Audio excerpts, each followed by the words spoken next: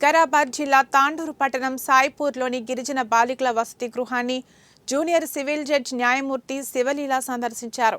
గత 2 రోజులుగా హాస్టల్కు చెందిన విద్యార్థులు అస్వస్థతకు గురైన సంగతి తెలిసిందే. ఈ విషయంపై బీఆర్ఎస్ నాయకులు న్యాయస్థానంలో దరఖాస్తు చేశారు. న్యాయమూర్తి శివలీల వసతి గృహాన్ని సందర్శించారు.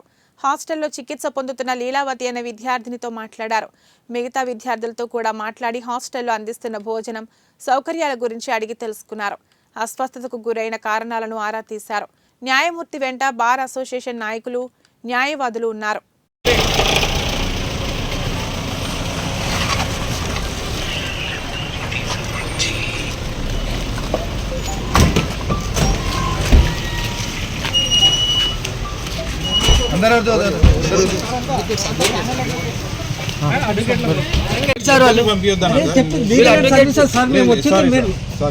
పంపించేది కొంచెం